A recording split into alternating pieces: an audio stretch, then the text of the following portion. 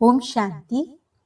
21 मई 2024 मीठे प्यारे बाबा के आज के मधुर महावाक्य। आज की मुरली में बाबा हमें समझाते कि हम बच्चों को स्वयं को आत्मा समझ एक बाप को ही देखना है। ऐसी याद हो जो ये शरीर भी भूल जाए। हम जितना बाप को देखेंगे उतने पवित्र होते जाएंगे। किसी भी आत्मा के पाठ से यदि हमारे जीवन में कोई विघ्न आते हैं, तूफान आते हैं, तो भी हमें उसे न देख अपने पुरुषार्थ में तत्पर रहना है, क्योंकि हर एक का पार्ट इस ड्रामा में अपना अपना है और यह अनादि ड्रामा बना हुआ है। हम बच्चों को रावण मत पर ईश्वर की अमानत में खयानत नहीं करनी है। बाबा से हमें जो विशेषताएं प्रसाद के रूप में मिली हैं, उन्हें सिर्फ स्वयं के प्रति नहीं लगाना है, परंतु सर्व आत्माओं के प्रति यूज करना है और बढ़ाना है। तो चलिए सुनते हैं आज की बाबा की मीठी प्यारी मुरली। ओम शांति। बाबा कहते, मीठे बच्चे, शिव बाबा वंडरफुल बाप, टीचर और सतगुरु है। उसे अपना कोई बाप नहीं, वह कभी किसी से कुछ सीखता नहीं, उन्हें गुरु की दरकार नहीं। ऐसा वंडर खाकर तुम्हें याद करना चाहिए।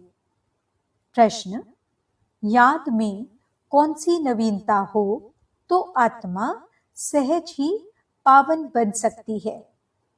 उत्तर, याद में जब बैठते हो तो बाप की करंट खींचते रहो। बाप तुम्हें देखे और तुम बाप को देखो। ऐसी याद ही आत्मा को पावन बना सकती है।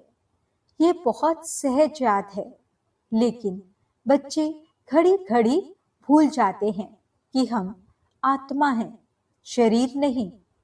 देही अभिमानी बच्चे ही याद में ठहर सकते हैं। ओम शांति। मीठे मीठे बच्चों को यह तो निश्चय है कि यह हमारा बेहद का बाप है, उनका कोई बाप नहीं। दुनिया में ऐसा कोई मनुष्य नहीं होगा जिसका बाप न हो। एक एक बात बड़ी अच्छी समझने की है और फिर नॉलेज भी वह सुनाते हैं जो कब पढ़ते नहीं हैं। नहीं तो मनुष्य मात्र कुछ न कुछ पढ़ते जरूर हैं। श्री कृष्ण भी पढ़ा है। बाप कहते हैं, मैं क्या पढ़ूं, मैं तो पढ़ाने आया हूं, मैं पढ़ा हुआ नहीं हूं। मैंने कोई से शिक्षा नहीं ली है, कोई गुरु नहीं किया है। ड्रामा प्लान अनुसार बाप की जरूर ऊंचते ऊंच महिमा होगी। गाया भी जाता है, ऊंचे ते ऊंचा भगवन। उनसे ऊंचा फिर क्या होगा? न बाप, न टीचर, न गुरु। इस बेहद के बाप का न कोई बाप है, न टीचर है, न गुरु है। ये स्वयं ही बाप, टीचर, गुरु है। ये तो अच्छी तरह समझ सकते हो। ऐसा कोई भी व्यक्ति हो नहीं सकता। यही वंडर खाकर ऐसे बाप, टीचर और सद्गुरु को याद करना चाहिए। मनुष्य कहते भी हैं, ओ गॉड फादर। वे नॉलेजफुल टीचर भी है, सुप्रीम गुरु भी है, एक ही है। ऐसा कोई दूसरा मनुष्य मात्र नहीं होगा। उनको पढ़ाना भी मनुष्य तन में है। पढ़ाने के लिए मुख तो जरूर चाहिए। यह भी बच्चों को घड़ी घड़ी स्मृति रहे तो भी बेड़ा पार हो जाए।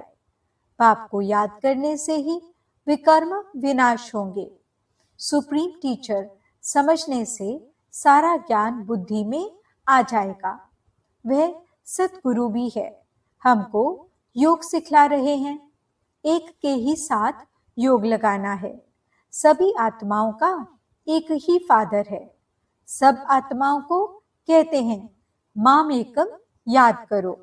आत्मा ही सब कुछ करती है। इस शरीर रूपी मोटर को चलाने वाली आत्मा है।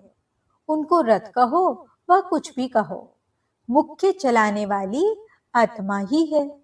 आत्मा का बाप एक ही है। मुख से कहते भी हो हम सब भाई भाई हैं।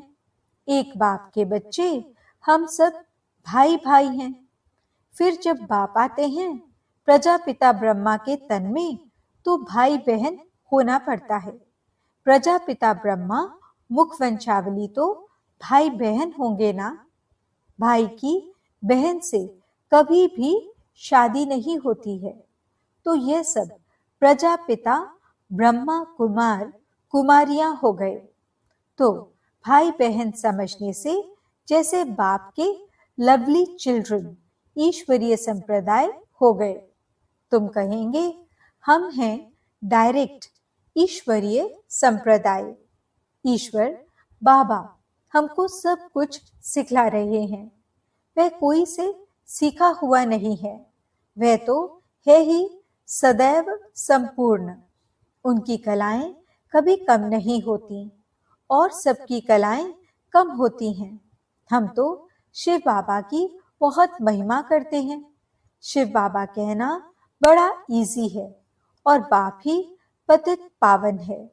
सिर्फ ईश्वर कहने से इतना जचता नहीं है।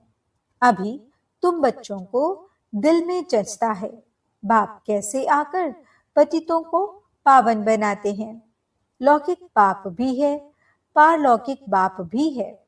पारलौकिक बाप को सभी याद करते हैं, क्योंकि पतित हैं तब याद करते हैं। पावन बन गए फिर तो दरकार नहीं पतित पावन को बुलाने की। ड्रामा देखो कैसा है। पतित पावन बाप को याद करते हैं, चाहते हैं हम पावन दुनिया के मालिक बने। शास्त्रों में दिखाया है देवताओं और असुरों की लड़ाई लगी, परंतु ऐसा तो है नहीं। अभी तुम समझते हो हम न असुर हैं न देवता हैं। अभी हम हैं बीच के। सभी तुमको कूटते रहते हैं। यह खेल बड़ा मजे का है। नाटक में मजा ही देखने जाते हैं ना। वे सब है हद के ड्रामा। यह है बेहद का ड्रामा। इनको और कोई नहीं जानते। देवताएं तो जान भी नहीं सकते। अभी तुम कलयुग से निकल आए हो। जो खुद जानते हैं वे औरों को भी समझा सकते हैं। एक बार ड्रामा देखा तो फिर सारा ड्रामा बुद्धि में आ जाएगा। बाबा ने समझाया है ये मनुष्य सृष्टि रूपी झाड़ है। इनका बीज ऊपर में है। विराट रूप कहते हैं ना। बाप बैठ तुम बच्चों को समझाते हैं। मनुष्यों को ये पता नहीं है। शिव बाबा कोई से भाषा सीखा होगा, जबकि उनका कोई टीचर ही नहीं, तो भाषा फिर क्या सीखा होगा।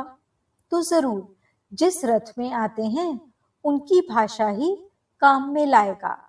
उनकी अपनी भाषा तो कोई है नहीं।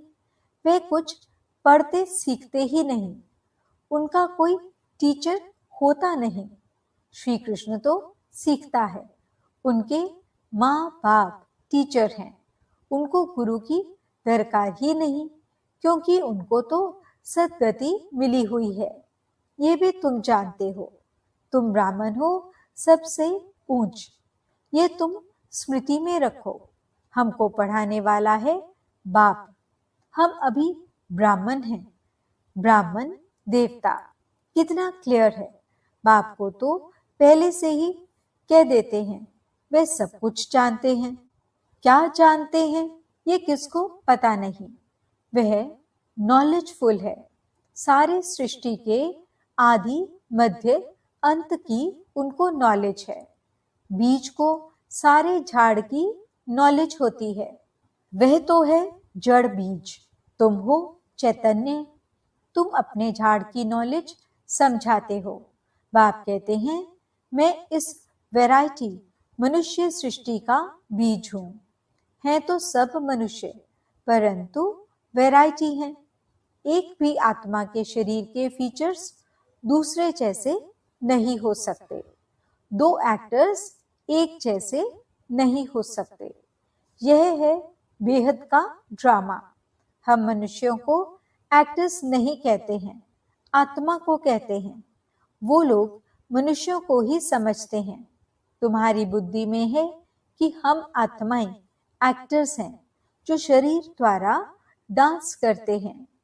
जैसे मनुष्य बंदर को डांस कराते हैं, ये भी आत्मा है जो शरीर को डांस कराती, पाठ बजवाती है। यह तो बहुत सहज समझने की बातें हैं। बेहद का बाप आते भी जरूर है, ऐसे नहीं कि नहीं आते। शिव जयंती भी होती है। बाप आते ही तब है जब दुनिया चेंज होनी होती है। भक्ति मार्ग में श्री कृष्ण को याद करते रहते हैं, परंतु श्री कृष्ण आए कैसे? कलयुग में या संगम पर तो श्री कृष्ण का रूप इन आंखों से देखा नहीं जा सकता। फिर उनको भगवान कैसे कहें? वे तो सतयुग का पहला नंबर प्रिंस है। उनका बाप टीचर भी है। गुरु की उनको दरकार नहीं, क्योंकि सदगति में है। स्वर्ग को सदगति कहा जाता है। हिसाब भी क्लियर है। बच्चे समझते हैं मनुष्य 84 जन्म लेते हैं। कौन कौन कितने जन्म लेते हैं वे तो हिसाब करते हो। डेटी घराना जरूर पहले पहले आता है। पहला जन्म उनका ही होता है। एक का हुआ तो उनके पीछे सभी आ जाते हैं। ये बातें तुम जानते हो। तुम्हारे में भी कोई अच्छी रीति समझते हैं, जैसे उस पढ़ाई में होता है। यह है बहुत सहज। सिर्फ एक गुप्त डिफिकल्टी है। तुम बाप को याद करते हो तो उसमें माया विघ्न डालती है, क्योंकि माया रावण को हसद यानी ईर्ष्या होता है। तुम राम को याद करते हो तो रावण को हसद होता है कि हमारा मुरीद राम को क्यों याद करता है। यह भी ड्रामा में पहले से ही नूंद है, नई बात नहीं। कल्प पहले जो पाठ बजाया है वही बजाएंगे। अभी तुम पुरुषार्थ कर रहे हो। कल्प पहले जो पुरुषार्थ किया है वह अभी भी कर रहे हो।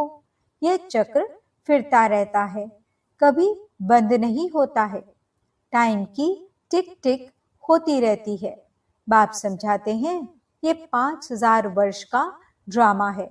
शास्त्रों में तो कैसी कैसी बातें लिख दी हैं। बाप ऐसे कभी नहीं कहेंगे कि भक्ति छोड़ो, क्योंकि अगर यहाँ भी चल नहीं सके और वह भी छूट जाए तो न इधर का न उधर का ही रहे, कोई काम का ही नहीं रहा। इसलिए तुम देखते हो कई मनुष्य ऐसे भी हैं जो भक्ति आदि कुछ नहीं करते हैं, बस ऐसे ही चलता रहता है। कई तो कह देते हैं भगवान ही अनेक रूप धरते हैं। अरे ये तो बेहद का ड्रामा अनादि बना बनाया है जो रिपीट होता रहता है। इसलिए इसको अनादि अविनाशी वर्ल्ड ड्रामा कहा जाता है। इसको भी तुम बच्चे ही समझ रहे हो। इसमें भी तुम कुमारियों के लिए तो बहुत सहज है। माताओं को तो जो सीढ़ी चढ़ी है वह उतरना पड़े। कुमारी को तो कोई और बंधन नहीं, चिंतन ही नहीं, बाप का बन जाना है। लौकिक संबंध को भूल पारलौकिक संबंध जोड़ना है। कलयुग में तो है ही दुर्गति, नीचे उतरना ही है ड्रामा अनुसार।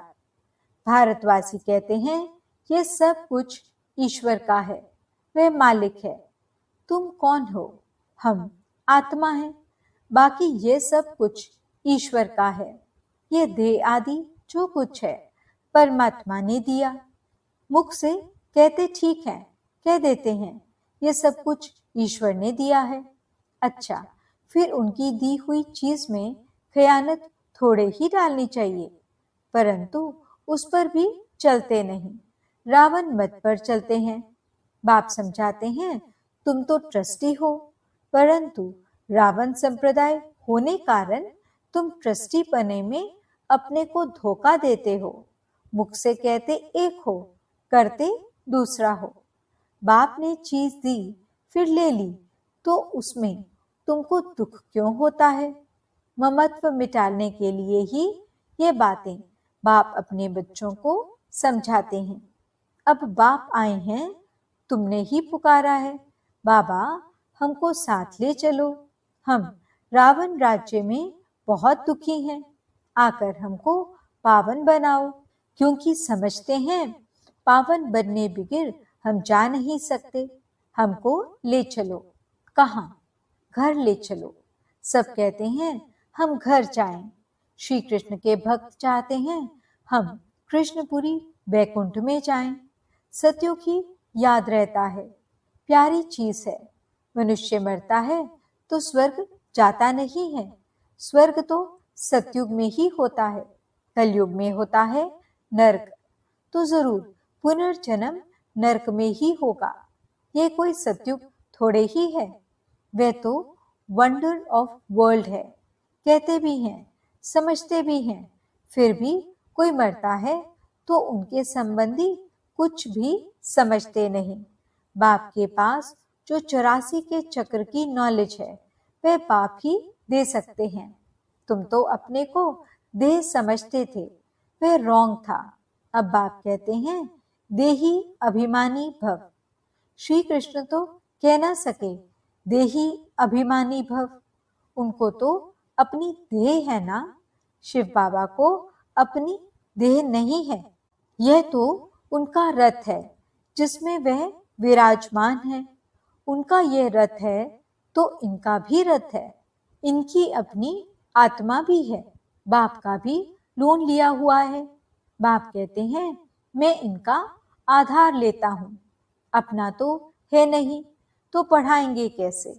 बाप रोज बैठ बच्चों को कशिश करते हैं कि अपने को आत्मा समझ और बाप को देखो। यह शरीर भी भूल जाए, हम तुमको देखें, तुम हमको देखो। तुम जितना बाप को देखेंगे पवित्र होते जाएंगे। और कोई उपाय पावन बनने का है नहीं। अगर हो तो बताओ, जिससे आत्मा पवित्र होती हो। गंगा के पानी से तो नहीं होगी। पहले तो कोई को भी बाप का परिचय देना है। ऐसा बाप तो और कोई होता नहीं। नब्ज देखो, ऐसा समझा है जो चक्रित हो जाए। समझे बरोबर इनको परमात्मा कहा जाता है। अभी तुम बच्चों को बाप अपना परिचय दे रहे हैं, मैं कौन हूँ ये भी बच्चों को मालूम है। हिस्ट्री रिपीट होती है, जो इस कुल के होंगे वही आएंगे, बाकी तो सब अपने अपने धर्म में चले जाएंगे। जो और धर्मों में कन्वर्ट हो गए हैं वह फिर निकल अपने अपने सेक्शन में चले जाएंगे। इसलिए निराकारी झाड़ भी दिखाया है। ये बातें तुम बच्चे ही समझते हो, बाकी तो कोई मुश्किल ही समझते। 7-8 से कोई 1-2 निकलेंगे जो समझेंगे। ये नॉलेज तो बहुत अच्छी है। यहाँ का जो होगा उनको तूफान कम आएंगे। दिल होगी फिर जाएं, जाकर सुने। कई फिर संग के रंग में भी आ जाते हैं तो फिर आते नहीं। जहां पार्टी को जाता हुआ देखेंगे तो उसमें लटक पड़ेंगे। मेहनत लगती है बहुत। कितनी मेहनत करनी पड़ती है। घड़ी घड़ी कहते हैं, हम भूल जाते हैं मैं आत्मा हूँ, शरीर नहीं। ये घड़ी घड़ी भूल जाते हैं। बाप भी जानते हैं बच्चे काम चिता पर बैठकर काले हो गए हैं, कब्र दाखिल हो पड़े हैं, इसलिए सांवरे बन गए हैं।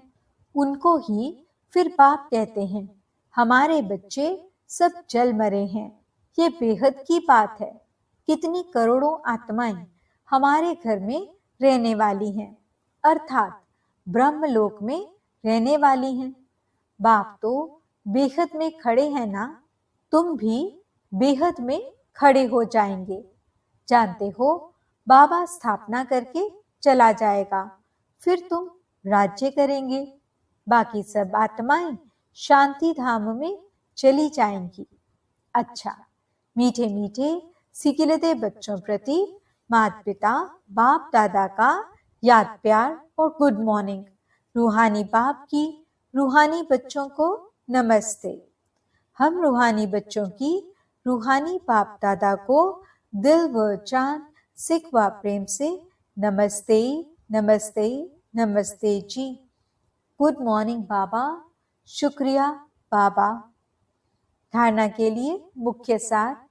पहला पॉइंट, किसी भी एक्टर से रावण हसद यानी ईर्ष्या करे, विघ्न डाले, तूफान में लाए तो उसे न देख अपने पुरुषार्थ में तत्पर रहना है, क्योंकि हर एक एक्टर का पार्ट इस ड्रामा में अपना अपना है।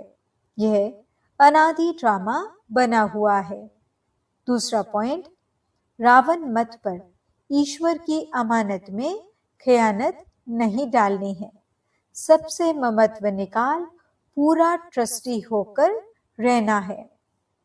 वरदान, सदा एक रस मूड द्वारा सर्व आत्माओं को सुख शांति प्रेम की अंजलि देने वाले महादानी भव। आप बच्चों की मूड सदा खुशी की एक रस रहे, कभी मूड ऑफ, कभी मूड बहुत खुश, ऐसे नहीं। सदा महादानी बनने वालों की मूड कभी बदलती नहीं है। देवता बनने वाले माना देने वाले। आपको कोई कुछ भी दे, लेकिन आप महादानी बच्चे सबको सुख की अंजलि, शांति की अंजलि, प्रेम की अंजलि दो। तन की सेवा के साथ मन से ऐसी सेवा में बिजी रहो तो डबल पुण्य जमा हो जाएगा। स्लोगन, आपकी विशेषताएं प्रभु प्रसाद हैं, इन्हें सिर्फ स्वयं प्रति यूज नहीं करो, बांटो और बढ़ाओ। ओम शांति।